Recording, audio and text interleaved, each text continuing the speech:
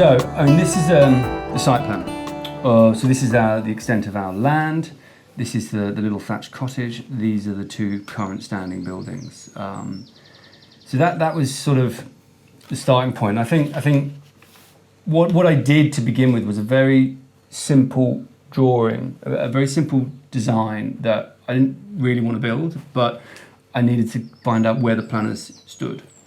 And increasingly with pre-application, if you just write in and say, I want to put a house here, the quality of the question you ask is the same as the quality of the answer. One line answer back then. Exactly. So you need to put in a building, and you need to put in something that they can discuss and you can understand principles. So we designed a very, very simple building. It's actually based off a rather beautiful little odd barn that's in the village. A Dutch barn, curved roof, traditional barn. Stone, yeah. Unusual. Yeah, stone with a curved roof. Really quite unusual. I thought that's quite interesting. Let's just start with that. And we came up with a very simple plan, quite traditional house, but the crucial thing is that it exploits the cut in the land. So single story on the roadside. So the common side, the roadside. Visual impact doesn't change, but on the other side, downhill, dig it out and do 2 stories. Exactly.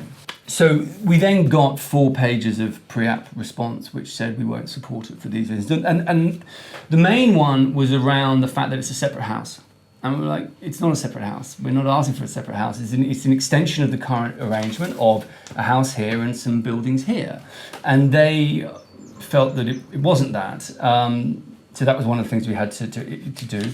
They felt that the impact visually, the massing was quite large, and they were worried about contamination, they were worried about ecology, they were worried about, I think that was the main principles. The key one there being the principle of a new house on the edge of the village, which is against policy. So then we had to sort of turn around and say, no, it's not a new house. And we could prove to them by writing a thing called a unilateral undertaking, which is a legal agreement to say, look, this is not a new house. This is exactly the same relationship. It's just a slightly larger house.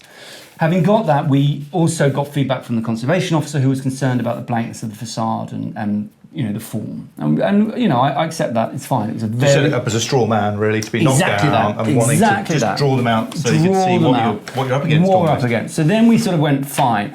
We went through with the planning consultant, with the landscape impact visual assessment, which is a large body of work, a controlled way of analysing the impact of a building in the landscape or development in the landscape. It's a really powerful tool. And the level of documentation and report that you wouldn't normally put together for a new house unless it was presumably quite contentious. Exactly. Sort of a 30-page document on that, and then a 30-page planning document, and then the 12-page contamination report and ecology survey. I mean, it was probably 90, 100 pages of thud, if you like. But actually the landscape impact visual assessment, LVIA, is a really powerful tool, I think, for anyone looking to get planning. So something I can recommend.